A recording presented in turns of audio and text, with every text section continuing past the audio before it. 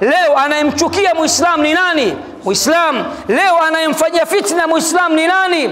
Muislamu. Leo anayemfanyia husda Muislamu ni nani? Muislamu. Leo anayemroga Muislamu ni nani? Muislamu. Yani Muislamu ndiyo anafanya ubaya kwa Muislamu wenzake.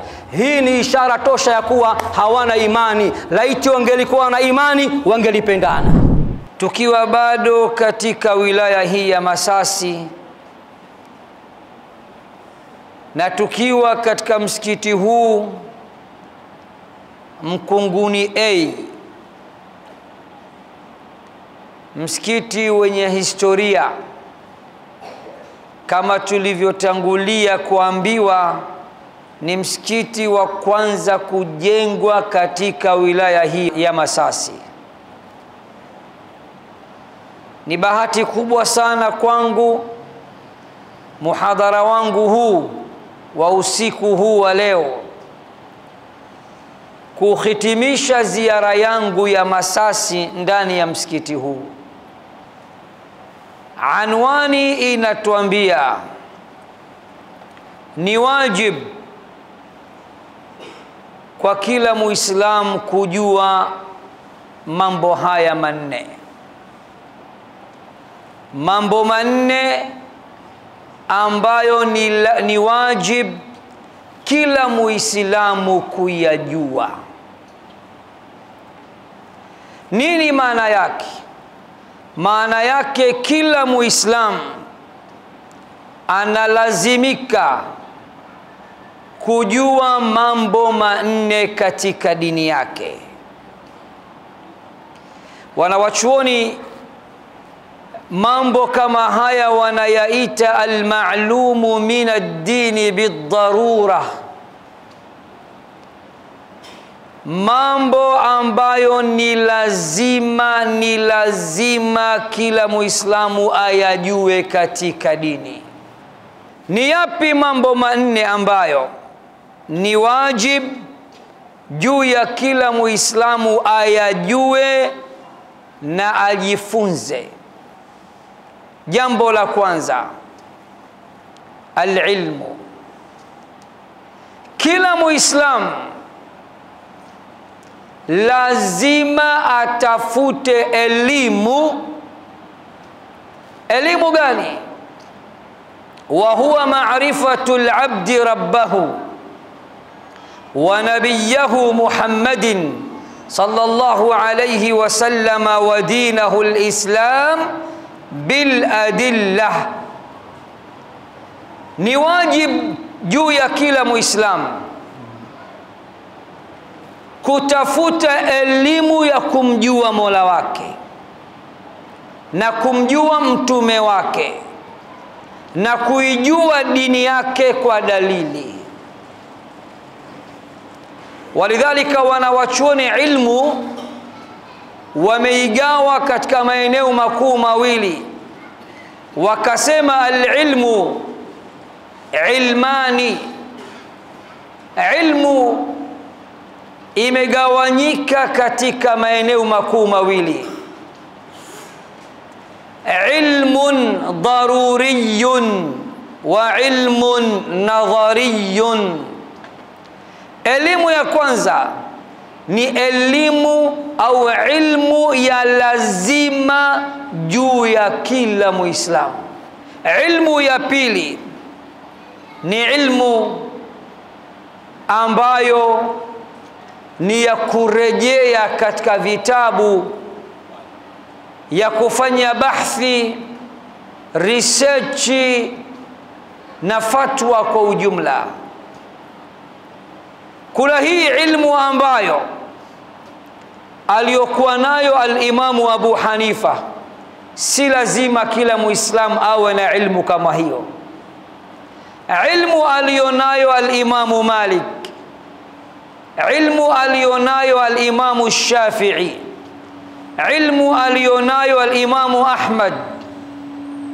Yani ilmu daraja waliofikia wanawachuoni wakubwa, maimamu wakubwa kuwa na ilmu. Si lazima sote sisi tupigane tufikie walikofikia wao kiilmu. lakini ni lazima kila mmoja wetu kuijua ile ilmu ya dharura katika dini yake. Ilmu ya dharura, ndugu zangu, ni ilmu gani? Ni mtu kumjua Mola wake, kwa sababu itakuwa ni jambo la ajabu unamwabudu Mola usiyemjua vema. Ukienda katika suratu Fatir, Allah anawazungumzia wenye kumjua, akasema innama yakhsha Allaha min ibadihi al-ulama, hakika si vinginevyo wenye kumwogopa Allah katika waja wake ni wale maulama.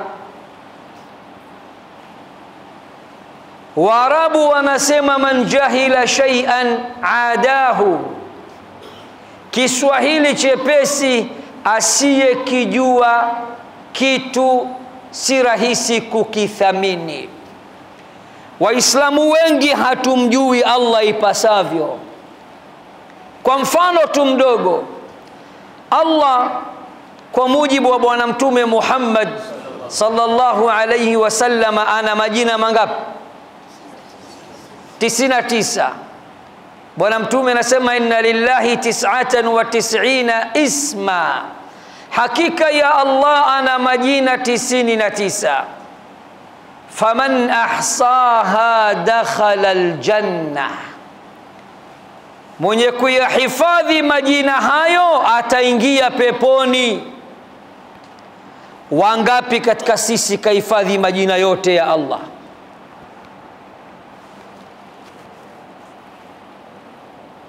Unaona habari hiyo? Niambieni, timu ya watu wa Yanga wako wangapi? Beki nani? Sijui kuna beki, sijui kipa, sijui nini. Haya, mtajeni. Haiwezekani mnayajua. Njoo sasa kwa Simba, ndo kabisa mnajiita mnyama, mnawajua. Na siku hizi tumeendelea, bora hata timu za nyumbani hizi unaweza kusema vijana wetu lazima tutawajua tu. Mtu anajua mpaka kina Ronaldo, Ronaldinho, Figo, Maini, yote anajua. Lakini majina ya Allah watu hawayajui. Subhanallah. Sifa za Allah watu hawayajui. Yani hakuna watu wa ajabu duniani kama sisi Waislamu baadhi yetu. Hata ile elimu ya kumjua Mola wetu ipasavyo hatuna. Na ndio maana mtu anaweza kacheza na Allah hivi hivi, akaswali swala 5, swala zake zisimsaidie chochote, anaendelea na mambo ya kawaida kama kawa. Kwa hiyo jambo la kwanza ambalo ni wajib juu ya kila Muislamu alijue, kila Muislamu lazima awe na ilmu juu ya kumjua Mola wake.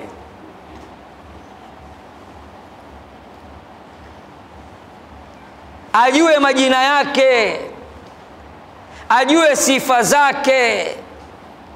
Unapomwomba ujue namna ya kumwomba.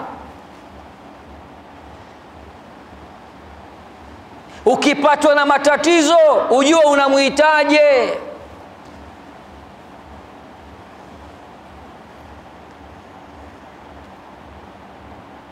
Lakini katika ilmu hiyo wa maarifatu nabiyihi, na kumjua Nabii Muhammad sallallahu alayhi wasallam. Kwa tukasema katika yale mambo manne ambayo ni wajib, ni lazima kwa Waislamu wote, wake kwa waume, wadogo kwa wakubwa, lazima haya mambo manne tuyajue. Tusipoyajua tukaleta uvivu, tukadharau, tutakwenda kuulizwa siku ya kiyama na Allah subhanahu wa ta'ala. Jambo la kwanza, kila Muislamu lazima akubali kuketi kumjua Mola wake. na kumjua mtume wake ipasavyo. Nani anaweza kunitajia majina matatu ya bwana mtume Muhammad? Anaitwa Muhammad, jina la kwanza. Maana yeye anasema mimi nina majina mengi. Anaitwa Muhammad, anaitwa Ahmad, anaitwa Al-Mahi, anaitwa Al-Hashir. Ana majina mengi. Haya basi nitajie ubini wake. Muhammad bin nani, majina matatu. Baba yake anaitwa nani? Kuna Waislamu ola hajui jina la baba wa mtume. Ni makosa makubwa sana. Anaitwa Muhammad bin nani? Nani anaweza kunitajia? Baba yake nani? Vyovyote utakamomuta. Abdallah ni sahihi, Abdullahi ni sahihi, Abdillahi ndio huyo mmoja. Anaitwa Muhammad ibn Abdillah, baba yake ni mzee Abdillah, babu yake Abdul Muttalib, alafu ibn Hashim, ibn Abdi Manaf, ibn Qusay, ibn Kilab. Majina ya bwana mtume. Takbir. Lakini watu wanachambua viongozi wa kidunia, mambo ya siasa, mambo ya mpira, anakutajia mpaka umri wa mtu. Yani Muislamu mmakua mwenzangu wa Masasi anamjua Ronaldo kazaliwa mwaka gani, ana umri gani, anachezea mguu gani, analipwa shilingi ngapi, na amenunuliwa, ameuzwa na klabu hii, akanunuliwa na klabu hii kwa shilingi ngapi, mnajua. Maana hawa ni kama tu korosho tu, wanauzwa tu kila siku, si ndio bwana? Si alikuwa sui timu gani sasa hivi kana Saudi Arabia kienda kununuliwa, si ndio? Mnawajua. Historia ya mtume lazima uyajue. Kazaliwa wapi? Katika mji wa Makka. Amezaliwa yatima, hakuwahi kumuona baba yake. Yani mtume baba yake anakufa, mtume yuko tumboni. Mama yake akaja kufa akiwa na umri gani? Alipofika miaka 6 mama yake mzazi amefariki. Akachukuliwa na nani? Ammi yake. Babu yake Abdul Muttalib amefariki. Akaja akachukuliwa na ammi yake Abu Talib. Kamlea mpaka kafikia kuwa mtu mzima na kapewa utume. Ameoa akiwa na umri gani? Historia ya mtume lazima umjue mtume wako. Unampenda mtu umjui Sheikh? Ameoa akiwa na miaka 25. Kijana mdogo. Leo vijana wa zama hizi masharobaro anaoa mtu wa miaka 35, kashakuwa lizee. Oweni vijana, oweni. Hata ukidondoka leo kuna mtu anakukalia yeye ndani. Miezi 4 na siku 10 anakulilia. Umekufa sasa hivi wewe, siku 3 tushakusahau. Una mke, una mtoto. Mke wake wa kwanza ni nani? Anaitwa Bibi Khadija bintu Khuwailid. Kati ya mtume na Khadija nani mkubwa? Bi Khadija ni mkubwa. Wanawachuoni wameikhtilafiana. Wako waliosema Khadija aliolewa akiwa na miaka 20 na kitu, mtume na yeye wamezidiana miaka michache. Wako waliosema hapana, Bi Khadija kaolewa akiwa na miaka 40. Wakati wa Bi Khadija kashaolewa na watu wawili, ana watoto 3. Mtume anakuja kuoa mke wake wa kwanza. Mwanamke pekee ameishi naye, hakumuolea mpaka anafika miaka 50 au mpaka 53, ndo Khadija anakufa, ndipo mtume anaoa tena mwanamke mwingine. Baada ya Khadija kufariki, nani mwanamke aliyemuoa? Anaitwa Bibi Sauda. Amemuoa Sauda, mwezi mwingi akaongeza Aisha. Alikuwa na wake wangapi jumla? Wanawachuoni wanasema alikuwa na wake 11. Wawili kawazika, 9 wamemzika yeye. Amezaa na wanawake wawili tu katika hao wote. Bibi Khadija ndio aliyemzalia watoto 6. Mtume wetu kapewa utume akiwa na umri gani? Akiwa na miaka 40. Tumefahamiana? Ametoa da'wa, amelingania Makka kwa muda gani? Miaka 13. Miaka mitatu ya awali alikuwa anapiga da'wa kwa siri, maskini anaogopa Makuraish, chini kwa chini hiyo. Alipofika miaka 53 katika umri wake, Allah akamwambia hamia Madina. Akakaa Madina miaka mingapi? Miaka 10. Akalingania tena, akafia katika mji wa Madina. Kwa hiyo lazima kila Muislamu awe na elimu ya kumjua Mola wake na kumjua mtume wake. Lakini jambo la tatu, kila Muislamu lazima ajue dini yake. Kuna vitu mtawaachia kina Shekhe Isa, kina Shekhe Himedi, kina Shekhe Ahmadi, kina Shekhe Hashimu, wazee wangu hapa ndio mtawaachia. Elimu kubwa kubwa wanawachuoni wasema ilmu nadhari, lakini kuna ilmu dharuri, elimu ya dharura, ya lazima juu ya kila Muislamu. Kwa mfano, Uislamu una nguzo ngapi?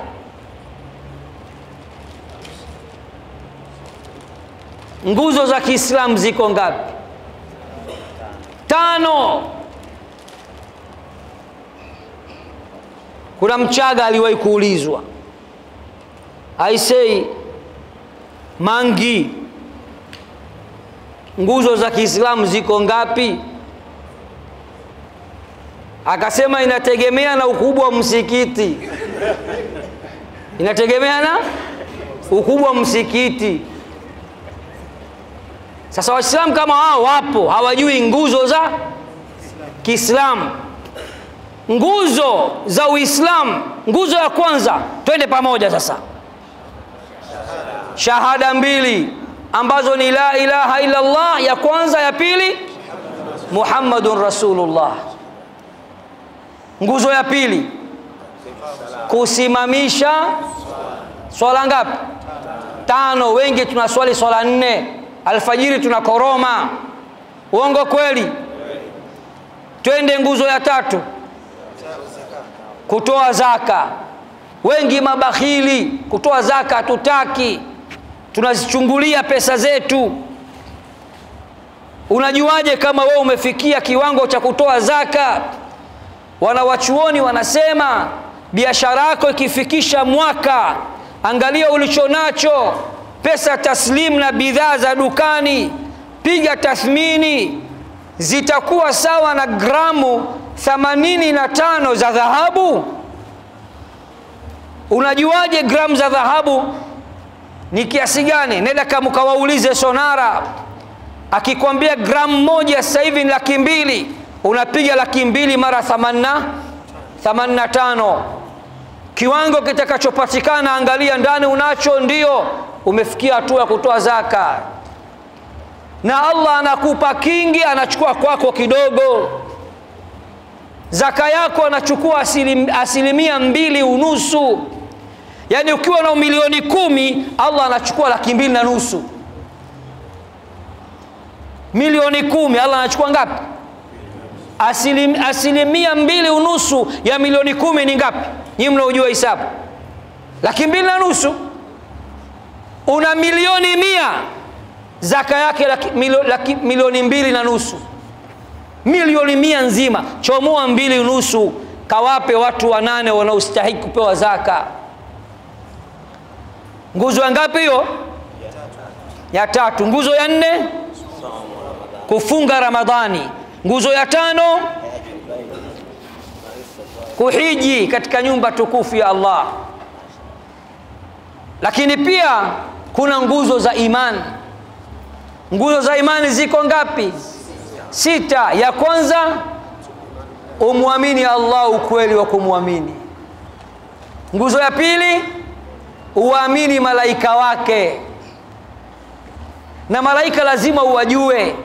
Kuna malaika wenye mbawa 2, kuna malaika wenye mbawa 3, kuna malaika wenye mbawa 4.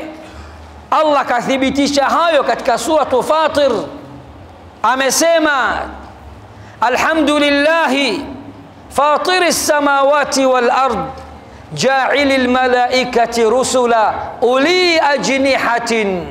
Anajalia katika malaika kuwepo wajumbe wenye mbawa, mathna mbawa 2, wa thulatha mbawa 3, yani wengine wana mbawa 2, wengine wana mbawa 3, wa rubaa, na wengine wana mbawa 4. Yazidu fil khalqi ma yasha, na anazidisha katika kuumba atakavyo.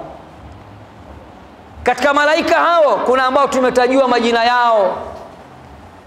Kuna Israfil. Anahusika na nini Israfil?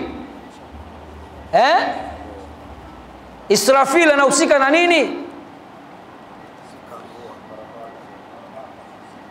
Kupiga? Kati ya Israfil au Mikail, yupi anahusika na kupiga parapanda, paragumu? Yupi? Yupi? Israfil. Mikail kazi yake nini? Anashusha nini? Kashika funguo za riziki, mvua na riziki mbalimbali. Alafu kuna malakul maut, mzee mzima huyo, anaichukua roho za watu. Mkubwa wa malaika ni nani? Anaitwa nani? Jibril. Unajua ana mbawa ngapi? 600, Sheikh. Komando huyo. Na mtume wetu alimuona live kwa macho yake katika ombile lake mara 2. Ile siku ya kwanza anamshushia Qur'ani katika pango la Hira, kamuona Jibril katika umbo lake, na ile usiku anampeleka Isra na Mi'raj alimuona Jibril katika umbo lake mara 2 tu. Mara zote anamjia katika umbo tofauti tofauti. Kwa hiyo nguzo za iman, umwamini Allah, mosi. 2, uamini malaika wake. 3, uamini vitabu vyake. Vitabu alivyoteremsha Allah ni vingapi? Allah ameteremsha Zabur, kamteremshia nabii gani? Nabii Daud. Kisha akateremsha Taurat, kamteremshia nabii gani? Musa. Akateremsha Injil, amemteremshia nabii gani? Isa. Akateremsha Qur'an, amemteremshia nabii gani? Muhammad sallallahu alayhi wasallam. Na baada kuteremshwa Qur'ani tu, vitabu vyote vile havipo tena. Qur'ani ndio inayotamba na imetamba, na mpaka sasa zaidi ya miaka 1500 ipo na itaendelea kuwepo. Lakini nguzo ya mwisho baada ya vitabu, uiamini siku ya mwisho.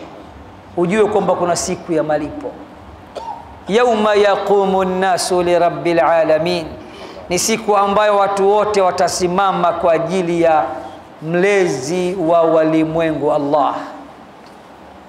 Hiyo ni nguzo ya 5. Nguzo ya mwisho ya 6, uamini qadar. Uamini nini? Qadar, ya kwamba ukipatwa na kheri umekwishaandikiwa na nani? Na Allah. Ukipatwa na shari ujue umekwishaandikiwa na nani? Na Allah. Hakuna cha mkono wa mtu wala mguu wa mtu. Sio jambo dogo tu, kuna mkono wa mtu.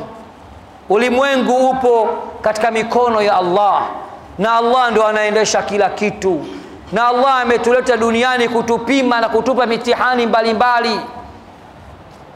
Na anamwambia Mtume Muhammad, qul lan yusibana illa ma kataba Allahu lana, sema ewe Muhammad, halitotupata isipokuwa lile ambalo amekusha tuandikia Allah. Kwa hiyo ni wajibu juu ya kila Muislamu awe ana ilmu ya kumjua Mola wake. Sayyidina Ali radhiyallahu anhu siku moja aliulizwa, vipi wewe, hal raaita rabbak, ushaikumuona Mola wako? Wasiokuwa Waislamu walimchallenge, ushaikumuona Mola wako?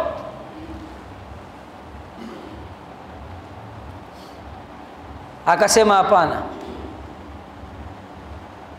Wakamwambia, we kweli mjinga, unaabudia kitu usichokiona usichokijua? Anasema, live sijawahi kumuona, lakini yupo. Dalili ya kuwepo kwake ni mimi na wewe na hii mbingu na hii ardhi na milima, misitu, bahari, mashamba, vitu vyote hivi vinajulisha juu ya uwepo wake.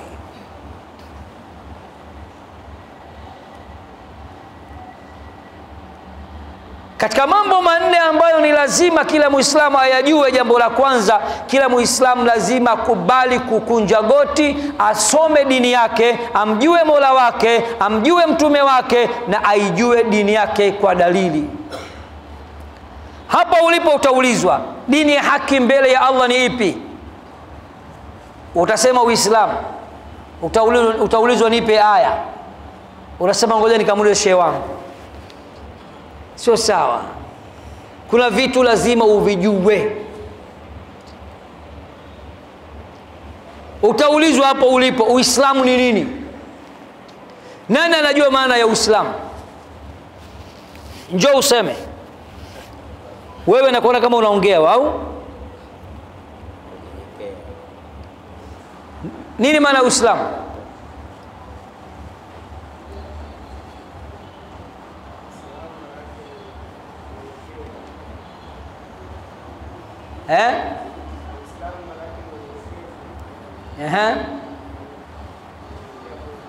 Kumnyenyekea Mungu. Amepatia? Uislamu ni alistislamu lillahi, sawa, walinqiyadu lahu bitta'a, kujisalimisha kwa Allah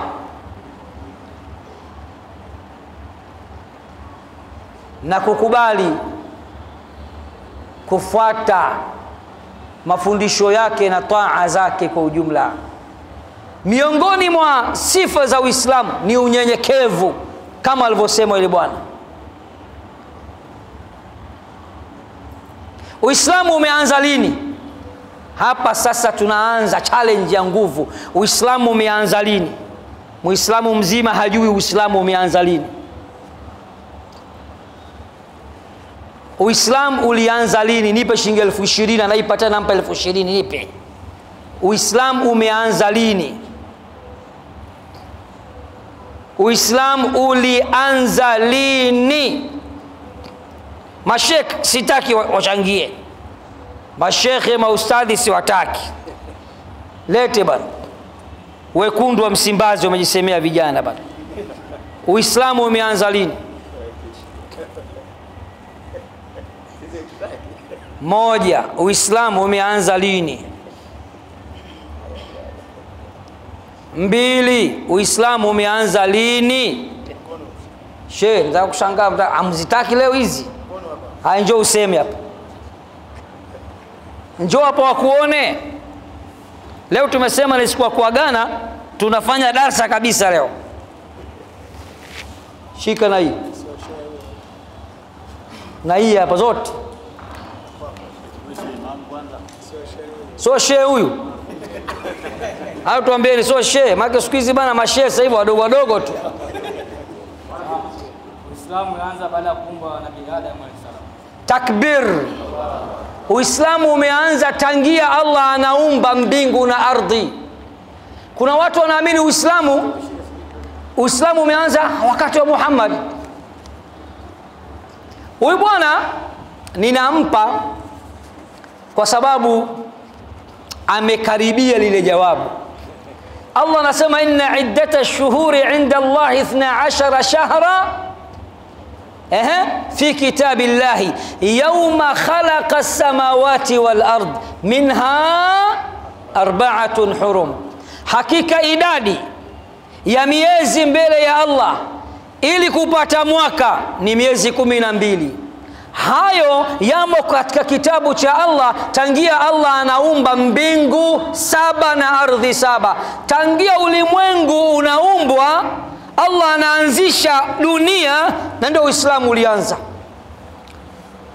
Na katika sisi watu, Muislamu wa kwanza ni baba yetu Adam. Na Nabii Adam sio mwanadamu. Nabii Adam sio mwanadamu. Mwanadamu ni mimi na wewe.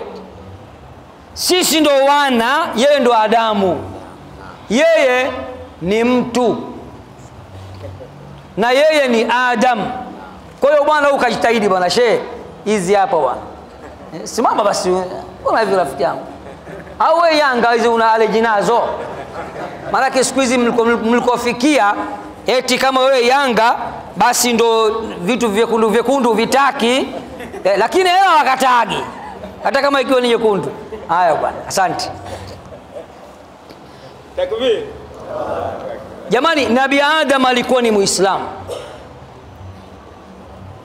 na ndio nabii wa kwanza. Mtume wa kwanza ni nani? Nabii Nuh, kwa ushahidi wa Qur'an, inna auhaina ilaika kama auhaina ila Nuhin wan nabiyina min qabl.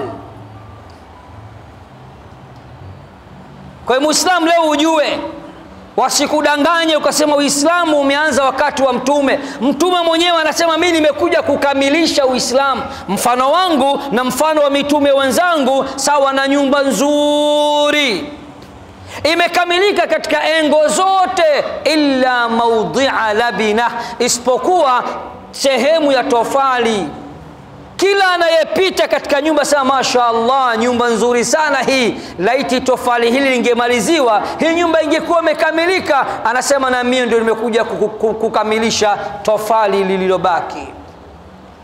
Na angalia siyagh, structure ya maneno ya mtume sallallahu alayhi wasallam, anasema innama bu'istu, hakika si vinginevyo mimi Muhammad nimetumwa liutamima makarimal akhlaqi, ili nije kutimiza tabia njema. Kinachotimizwa kilikwisha anzishwa au kijaanzishwa? Mtume kaja kukamilisha Uislamu. Mitume wote ni Waislamu. Mitume wote walikuwa kiswali.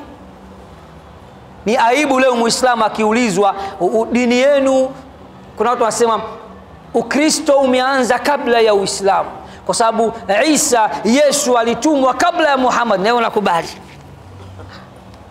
Jawabu, Uislamu ndio ulianza kwa sababu Uislamu ndio asili.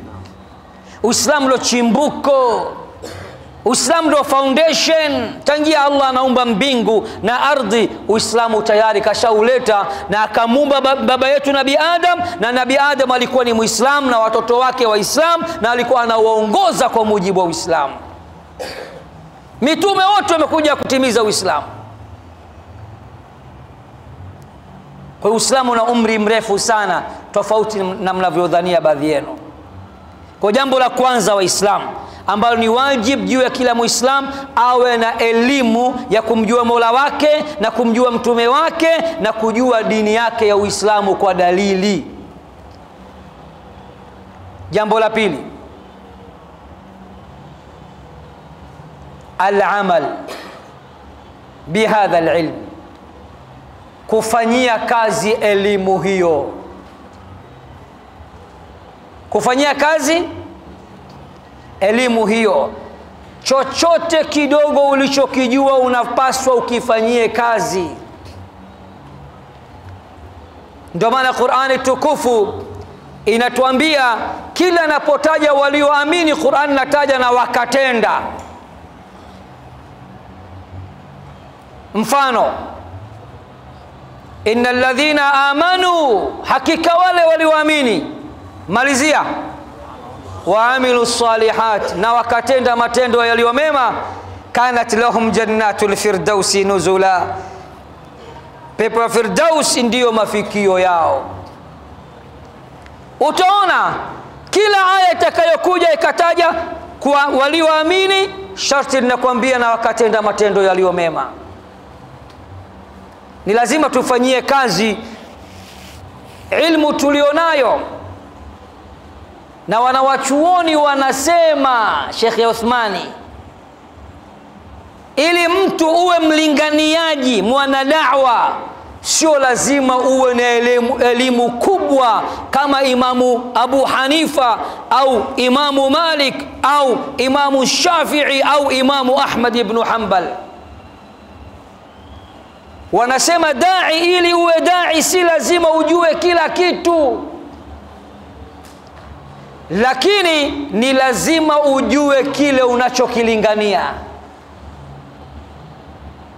Na ndio maana Mtume anasema balighu anni walau aya, nifikishieni walau aya moja. Nyinyi mna aya ngapi hapa mlipo? Aliyehifadhi qul huwa Allahu ahad anapaswa ifanyie kazi na ailinganie, awambie watu qul huwa Allahu ahad, sema hakika yake yeye Allah ni wa pekee na ni mmoja. Allahu samad, Allah ndiye anayekusudiwa katika kila jambo. Lam yalid, hajazaa, walam yulad, na hajazaliwa, walam yakul lahu kufuwan ahad, na wala hana mfano wa kitu chochote. Kufanyia kazi ilmu ndio kazi wanafanya mashekhe hawa. Na nikwambieni Waislamu, anayemdharau shekhe, Mtume Muhammad kamkana. Kuna watu wanadharau mashekhe, kuna wajinga wengi sana sasa hivi katika mitandao ya kijamii, wanaropokwa tu. Anakwambia mtu mimi ni Muislamu, lakini sisi hatuna viongozi, hatuna mashehe. Anaisema yeye mwenyewe Muislamu, kimtazama sura yake hana sura Kiislamu hata moja. Muislamu wa kweli hawezi kuvunja heshima ya viongozi wa Kiislamu. Hayo kayasema bwana mkubwa, bwana Mtume Muhammad. Sasikiza Mtume anasemaje? Laisa minna, si katika sisi. Mie Muhammad simtambui, mie Muhammad namkataa. Yupi sasa? Man lam yuwaqqir kabirana, asiyeheshimu wakubwa zake waliomzidi umri. Nyie vijana, nyinyi msipowaheshimu wazee, Mtume kawakataa. Lazima umheshimu mtu aliyekuzidi umri. Kisha akasema Mtume, wayarham saghirana, na si katika sisi, simtaki, sio wa kwangu huyo. Yupi? Mkubwa asiyemhurumia mdogo. Na nyinyi watu wazima, kwenda huruma na wadogo zenu. Angalieni, mkubwa anapaswa aheshimiwe na mdogo anapaswa ahurumiwe. Mtume kasema. Kisha mwisho kasema, wayarif lialimina qadra, si katika sisi, hayuko pamoja na mimi, asiyejua thamani ya mashekhe zetu, wasomi wetu katika dini. Sasa wewe kaa tu useme si hatuna mashehe, kumbe una nani?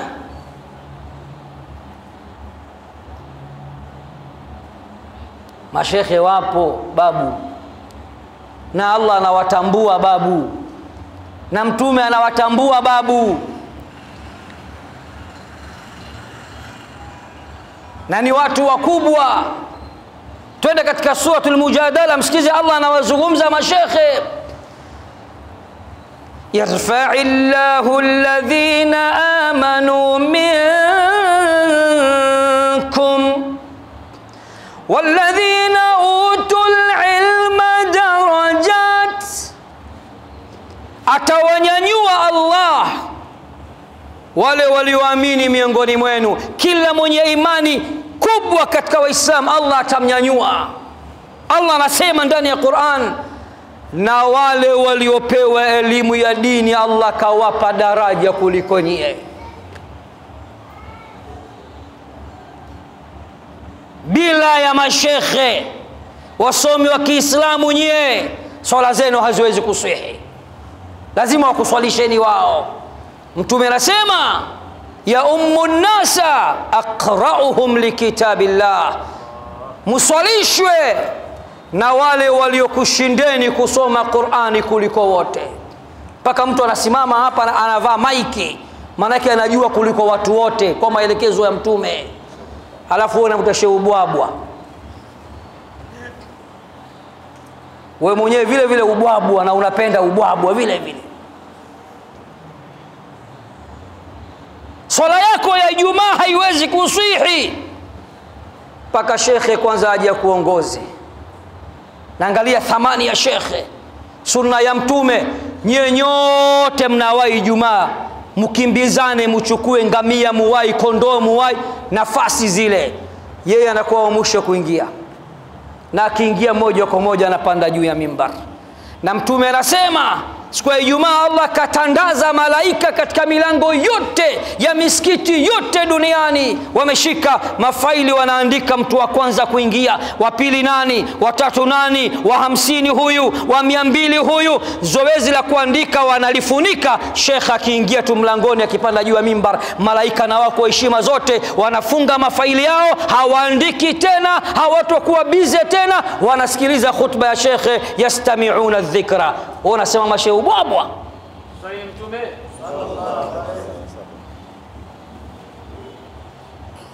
ukifa takuzika nani wewe?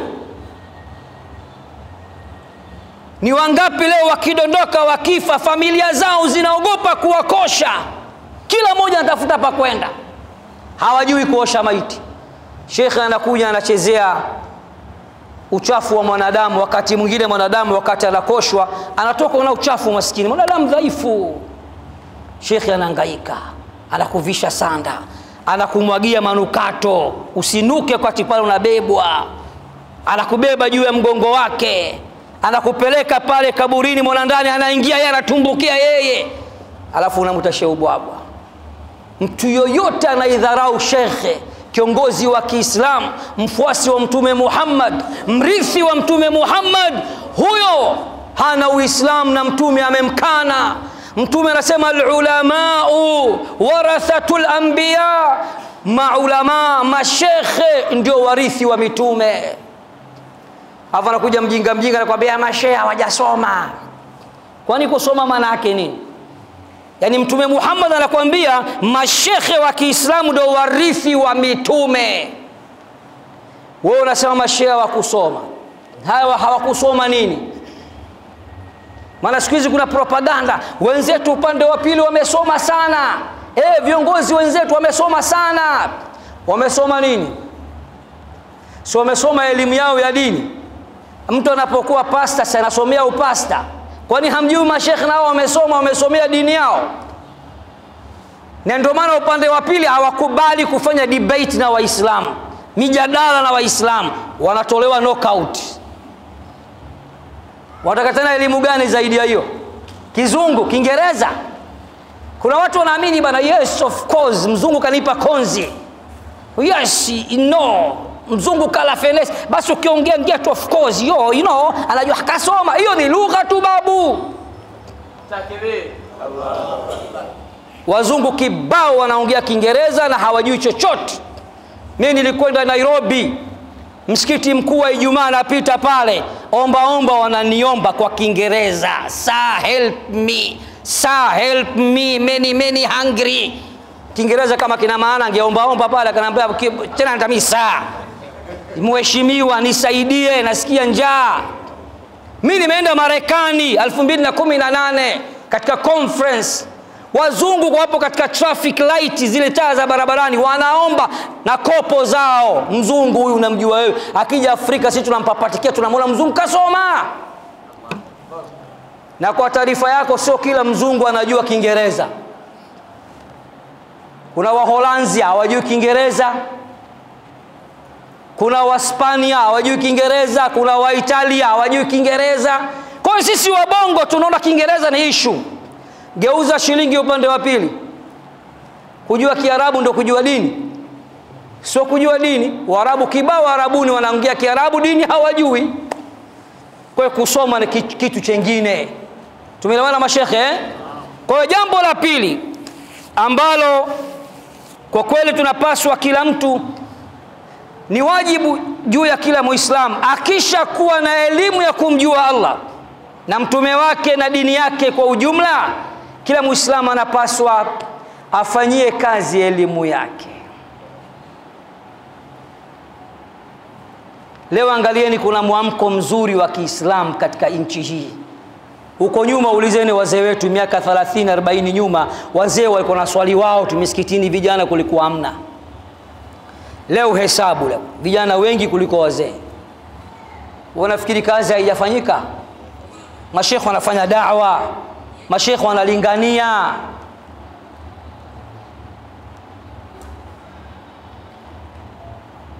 Kufanyia kazi kile kidogo alichokupa Allah. Hili jambo la pili. Jambo la tatu, ad-da'watu ilayhi, kuwaita watu sasa katika kile alichokupa Allah, kufanya da'wa. Allah anatuambia ndani ya sura ya 3, kuntum khayra ummatin ukhrijat linnas, nyinyi waislamu mmekuwa umma bora kabisa, tena iliyotoholewa, iliyochaguliwa, iliyofanywa kuwa ni umma bora kuliko nyumati zote. Ummatu Muhammad sallallahu alaihi wasallam ndio umma bora kuliko nyumati zote. Kwa kazi gani? Ta'muruna bil ma'ruf, nyinyi mna desturi ya kuamrisha mema, watanhauna 'anil munkar, na mnakataza mabaya nyie, watu'minuna billah, na mnamwamini Allah.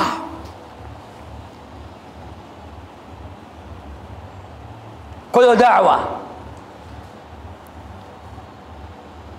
da'wa ni muhimu, kila mmoja alinganie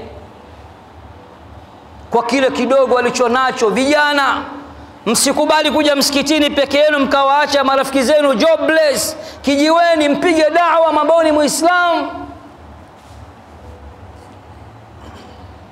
Na Muislamu lazima aswali sala 5. Ndugu yangu, twende kwa swali. Mtume anasema swali la kwanza atakaloulizwa mtu siku ya kiyama, ataulizwa juu ya swala. Faili lako likikamatwa siku ya kiyama, shekhe ndo nani unaitwa Hashim, sogea mbele. Faili lako ndo ile hapa. Tapu ukurasa wa kwanza unatakiwa iwe ina swala. Ukurasa wa kwanza kweupe, ola huswali hata swala moja. Faili linawekwa pembeni. Mtume anasema swala zake zikikubalika, zikapita, zikatengamaa, matendo yake yote atakubaliwa. Kwenye swala tukifeli, kila kitu umefeli.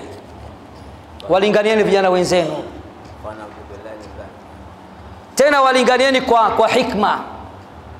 Na siku hizi wengi tumekosa hikma ya kulingania. Na Allah akasema katika misingi mikuu ya da'wa, ud'u ila sabili rabbika bil hikmati wal mau'izati hasana, ita katika njia ya Mola wako mlezi kwa hikma na mawaidha yaliyo mazuri. Hakuna mawaidha mabaya, Sheikh Hemedi. Ukimwona shekhe yoyote anatoa mawaidha mabaya, huyo sio shekhe, haijaijua Qur'ani bado. Sababu Allah anamwambia Muhammad mwishoni mwa suratu An-Nahl, ud'u lingania ila sabili rabbika, katika njia ya Mola wako mlezi, bil hikma, kwa hikma, wal mau'izati alhasana, na kwa mawaidha yaliyo mazuri. Mtume hajawahi kumuumbua mtu shekhe. Akiwa mimbarini anawapiga wazinifu, anawaambia tu, ma balu qaumin yafaluna kadha wa kadha, wana nini wanaofanya kadha na kadha. Mbona anavyositiri wana nini wanaofanya kadha wa kadha,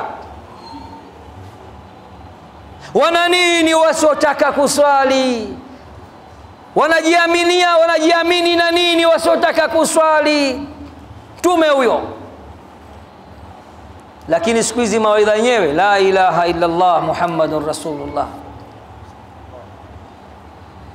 Ukikutana kijana mwenzio katoboa masikio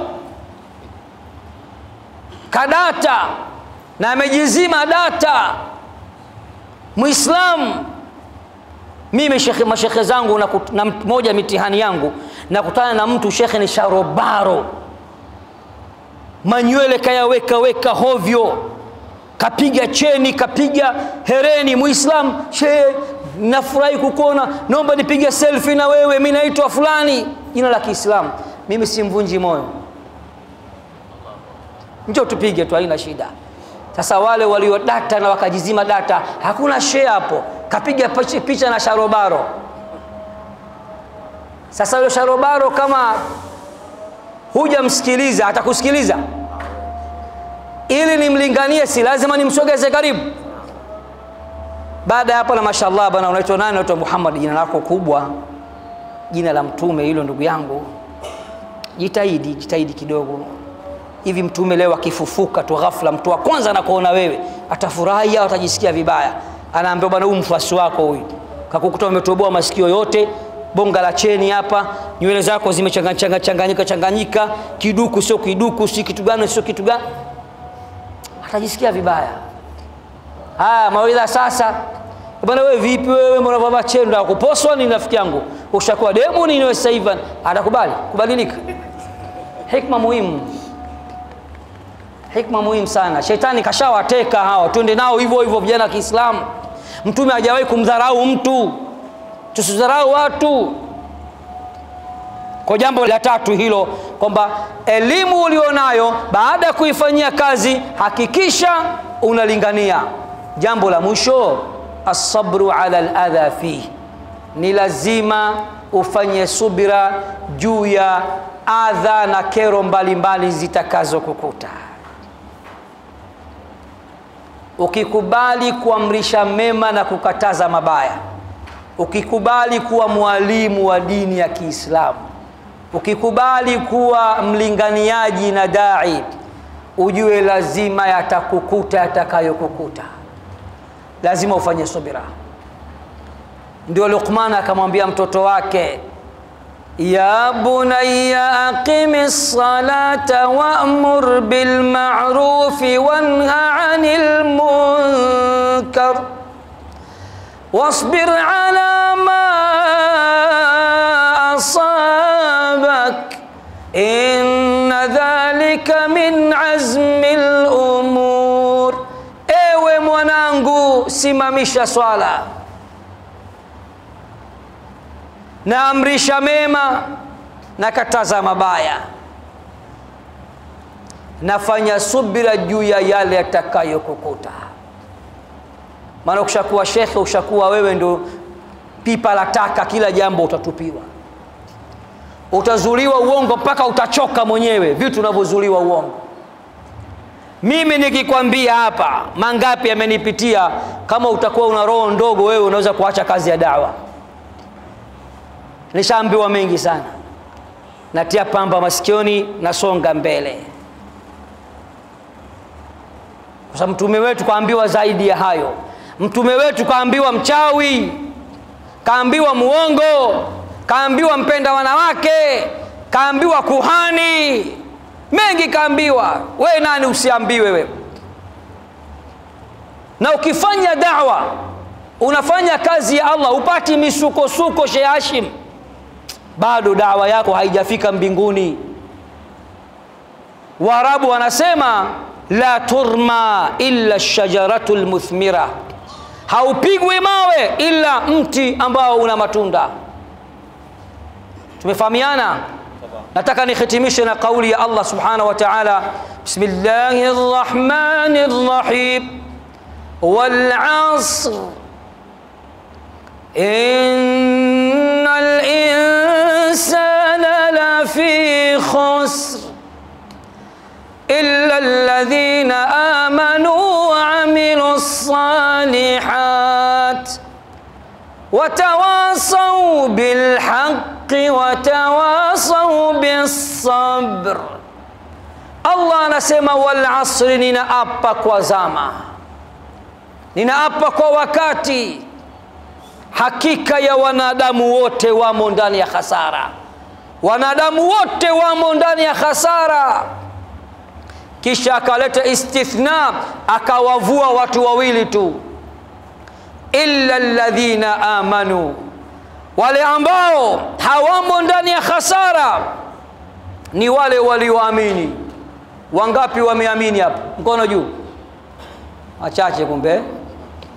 Unajua miongoni mwa sifa za walioamini, Mtume anasema walladhi nafsi biyadi, ninaapa kwa yule ambaye nafsi yangu mimi ipo mikononi mwake, la tadkhulul jannata hatta tu'minu, hamtoingia peponi mpaka muamini, wala tu'minu, na hamtoamini, hamtokuwa waumini kamili, hatta tahabbu, mpaka mpendani.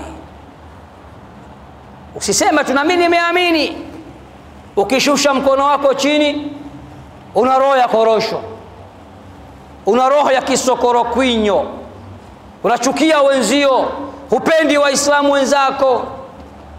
Juzi niliwaambia ukimwona mtu hampendi muislamu wenzake, ukae ukifahamu imani yake iko chini. Laiti imani Allah angeibusti, imani yako ingelikuwa iko juu, nafsi ingetakasika, usingechukia waislamu wenzio. Leo adui wa muislamu ni nani? Muislamu. Leo anayempiga vita muislamu ni nani? Muislamu. Leo anayemchukia muislamu ni nani? Muislamu. Leo anayemfanyia fitna muislamu ni nani? Muislamu. Leo anayemfanyia husda muislamu ni nani? Muislamu. Leo anayemroga muislamu ni nani? Muislamu. Yani muislamu ndiyo anafanya ubaya kwa muislamu wenzake. Hii ni ishara tosha ya kuwa hawana imani. Laiti wangelikuwa na imani wangelipendana. Kwa hiyo Allah anasema wanadamu wote wamo ndani ya hasara isipokuwa wale walioamini wa amilu salihat, na wakatenda matendo yaliyo mema. Imani na matendo mema yatatufanya sisi tusonge mbele. Na imani ikishakuwa juu, utawapenda waislamu wenzako, nafsi yako na roho yako itakuwa nzuri. Watawasau bil haqqi, na wakahusiana katika mambo ya haki. Watawasau bis sabri, na wakahusiana kufanya subira na kushikamana na subira.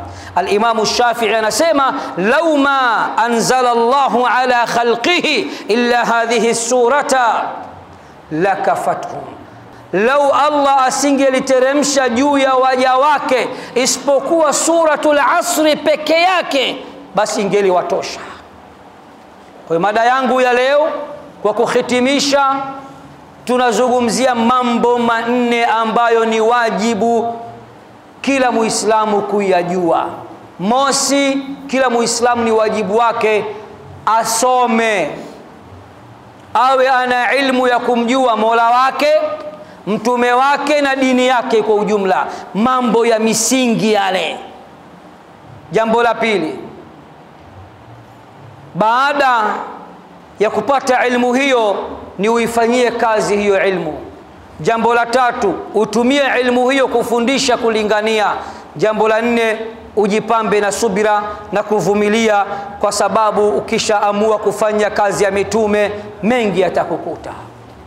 Pale nilipopatia ni taufiki ya Allah, na pale nilipokosea au nikatereza au nikachapia, basi hayo ni mapungufu ya kibinadamu.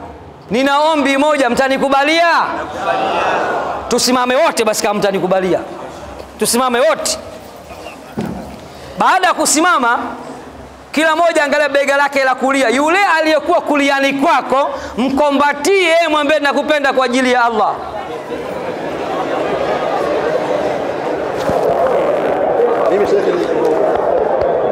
Takbir, Allahu akbar. Nashukuru, ombi langu mmelikubali, nimewasumbua, nimewaambia msimame, mmesimama. Kila mtu umemkombatia aliyekuwa kuliani kwake, umemwambia nakupenda kwa ajili ya Allah. Tukae jamani, shukran, barakallahu fikum. Ni mafundisho ya Mtume, anatuambia idha ahabba ahadukum akhahu falyukhbirhu, mmoja wenu akimpenda ndugu yake katika imani na amwambie ndugu yangu nakupenda kwa ajili ya Allah. Tupendane Waislamu, tushikamane Waislamu, tuthaminiane Waislamu, tuhurumiane Waislamu. Namuomba Allah subhanahu wa ta'ala atupe furaha hapa duniani na akhera pia. Namuomba Allah subhanahu wa ta'ala tuondolee dhiki za dunia. Namuomba Allah subhanahu wa ta'ala tuondolee dhiki za dunia na za akhera. Namuomba Allah subhanahu wa ta'ala kila mwenye dhiki ampe faraja. Namuomba Allah subhanahu wa ta'ala kila mwenye stress ampe furaha. Yule mwenye furaha Allah muongezee furaha zaidi. Namuomba Allah subhanahu wa ta'ala tufungulie milango yote ya khairi. Namuomba Allah subhanahu wa ta'ala tufungulie milango yote ya riziki. Namuomba Allah subhanahu wa ta'ala tufungulie milango yote ya baraka.